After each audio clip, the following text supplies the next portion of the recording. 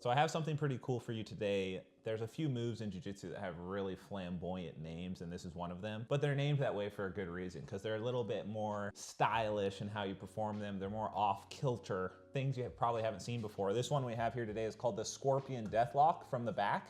Now, actually, this is a mistitle, because this is not a Scorpion Deathlock, Chance. This is I don't know.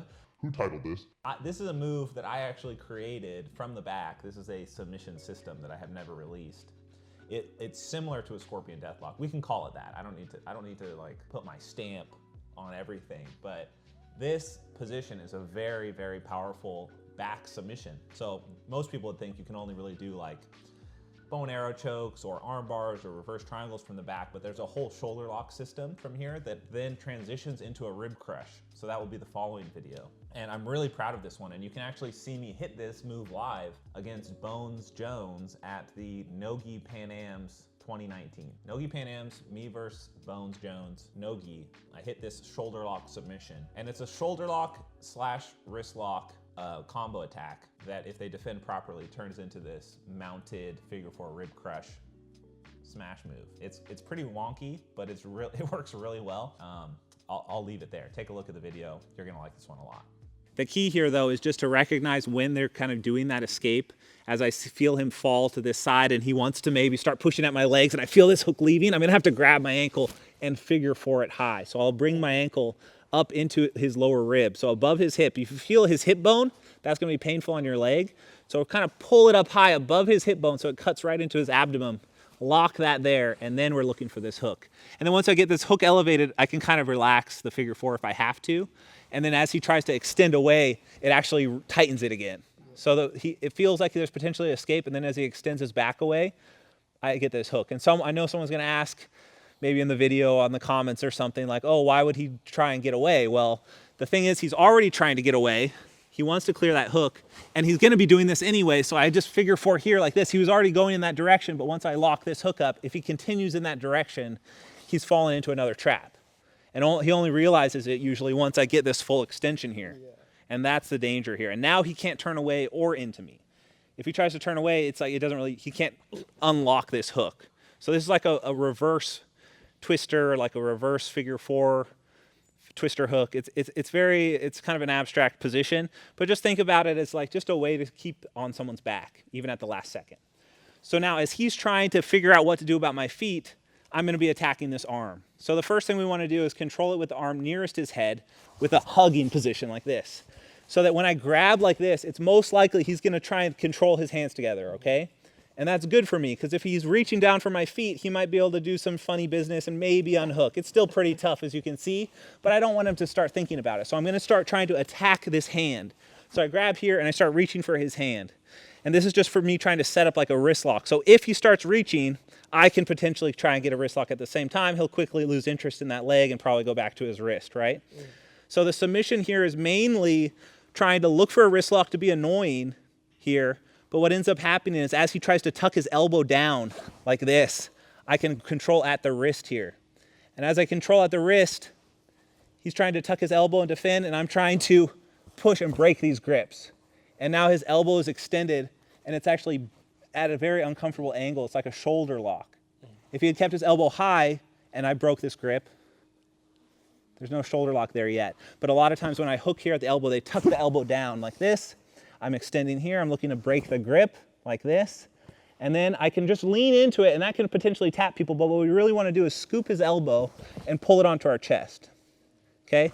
Once I scoop it onto my chest like this, I'm reaching in front, and I'm just bringing the arm under my armpit. So this is like a elbow lock, shoulder lock here. Okay, and I know it looks a little funky, but we're just doing some funky submissions today. As long as I keep his elbow bent here and I'm pinching my armpit over his arm, he can't pull this arm out. Whoops. Yeah, careful, you're gonna break your own arm. So here, like this, and I just lift lightly here. It's a twisting arm lock here on the shoulder, so I can just kind of lean into this here, okay? Now, one thing that can happen is even if I'm unable to get this arm lock here, and he tries to like tuck and turn into me more, the more he turns into me, that's fine. I can keep this hook. And even if he tries to get to his knees here, try and get to your knees, it's pretty tricky, and it becomes incredibly painful just as a crushing squeeze. This is the real power of the position. So let's try and roll back.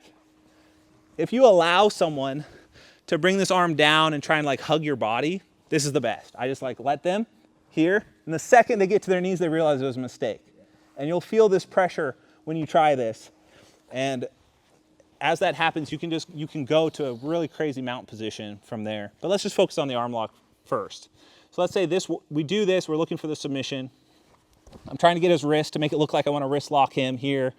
He starts to realize, oh, maybe I'm not in danger. I'm going to start reaching for his foot. And as he goes to reach for my foot, that's when I'm isolating the arm and working to get it under my armpit.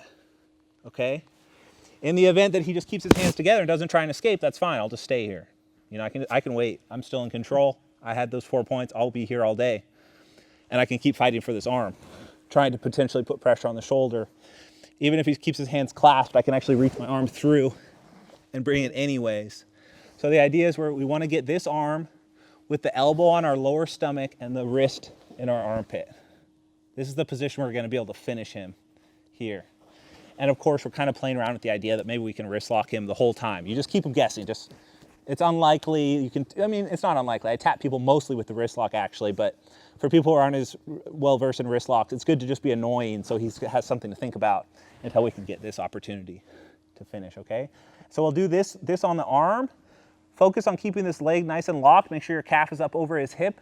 And then we'll talk about what happens when they go on top of you, how we can just make their life a nightmare from that point on, okay? Any questions? Yeah. So here, the more they escape, the tighter the lock gets. And I want to just control this arm. So it's like I'm trying to keep his arm out of the position, out of my ribs here. And they may think that's the safe point, but it's really not. It's just another trap. So when he thinks his arm is safe here and he tries to come on top, that's where things get really bad for him, when he tries to do this. So we're kind of like laying a trap already, making him think we don't want his arm there. But if his arm goes there, it's good for us. But in the meantime, we try and convince him that it's bad by trying to wrist lock him and catch his elbow. But in the event we fail and he tucks that arm super tight and realizes that this was a bad place, he doesn't want to go back here, and he comes on top, this is where we're really going to do some damage here in the next move, okay? Any questions?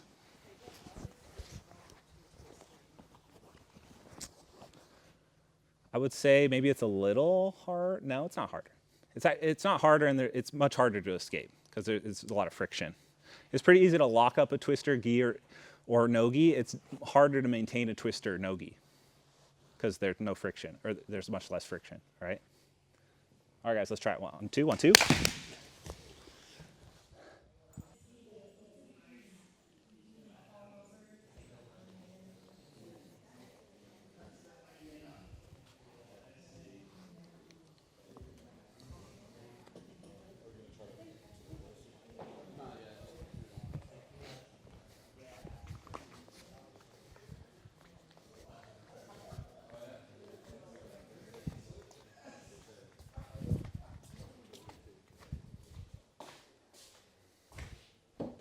Slide his elbow down before you bring your arm over his arm. Keep his arm bent now. Bend it towards him. Push his elbow down and his wrist up towards your chest. Elbow goes down. Yep. Now bring your yes. Oh, sorry. Yeah. Also, one more question. Yeah. I have trouble locking up the triangle. Is there an angle that I'm not getting my hips in position? You just have to grab your ankle and pull tightly here. Like it's just a matter of really locking. That's all you need. And then as he tries to turn, you lock it under there. That's all you need. Okay. It doesn't have to be more than that. Yeah. No problem. Because remember, this is a shoulder lock. So you have to actually bring her elbow down like this down, okay. and go very slow.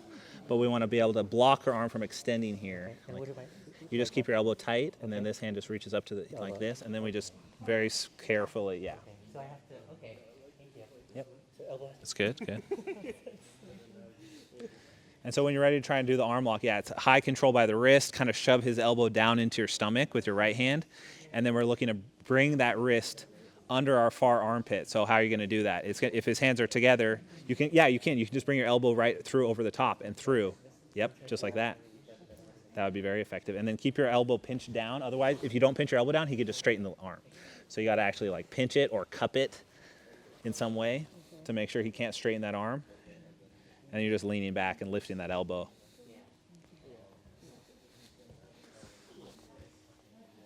Yep, tuck that elbow down. Very good. So it's just under this armpit. That's the key. Take it nice and slow. These ones can hurt people quickly. Yeah, it's like you're heel hooking his elbow. Exactly. Great move. He's exactly right. It's like watching a sitcom.